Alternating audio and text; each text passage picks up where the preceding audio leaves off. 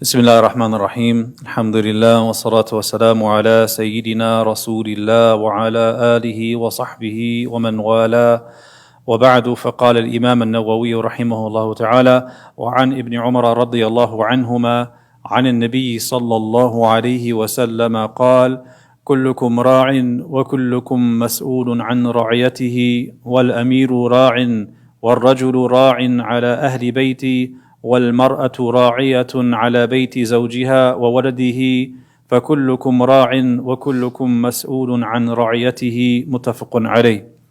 This is hadith number 283 and this comes from Abdullah ibn Umar radiyallahu anhuma, and he relates to us that the Messenger of Allah sallallahu alayhi wasallam said, each one of you is a shepherd and each one of you is responsible for his flock. A leader is a shepherd. A man is a shepherd over his family. A woman is a shepherd over her husband's house and his children. All of you are shepherds, and each of you is responsible for his flock. This is a very famous hadith. I'm sure most of you have heard of it before, at least the first portion, that everyone is a shepherd and everyone is responsible for their flock. The question is, what is the relevance of this hadith to the chapter? Because the chapter, after all, is about the rights of the husband over the wife. This hadith is relevant because it establishes that one of the rights of the husband over the wife is that she follows his command, because he is the ra'i, he is the shepherd, and he is responsible for his flock. So she would be considered from his flock. Now notice the language, because it's not just that the man is the shepherd and everyone else under him is the flock, but the woman is also described as a shepherd in her own right, and she is responsible for certain things. And after that, he says, فَكُلُّكُمْ رَاعٍ, all of you are shepherds. So even if you don't have a wife, even if you don't have children, if you are an able-bodied, you're a legally responsible person, you are a shepherd even over yourself. If you have no one else to shepherd over, you're responsible for your own behavior. And what I find very interesting about this hadith is that in describing the husband as a shepherd and also describing the wife as a shepherd, you have what they call decentralized command.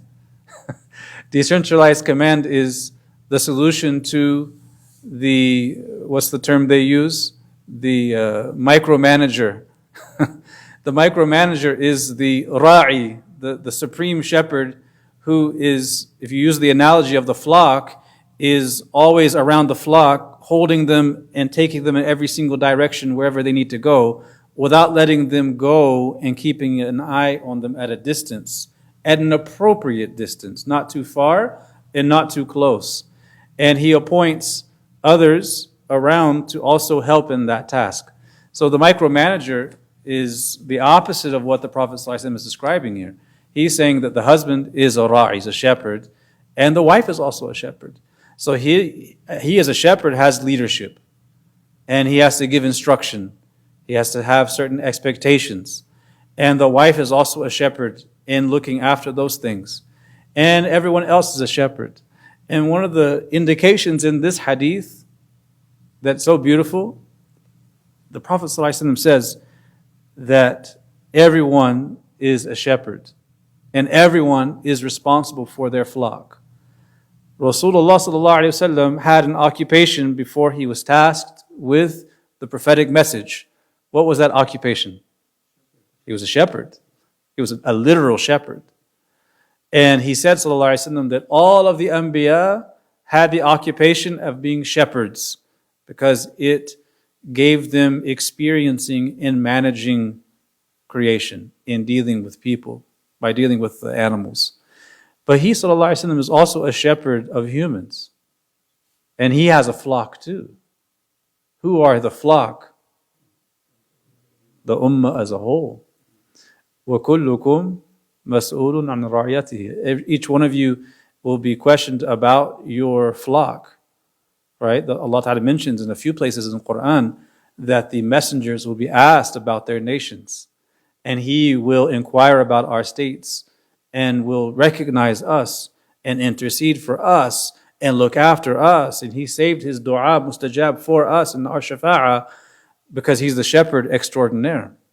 So this hadith is beautiful on so many levels. This is indeed one of the hadith that can be included from the Jawami' al-Kalim, the compendious speech and comprehensive yet brief speech of the Prophet sallallahu alaihi wasallam.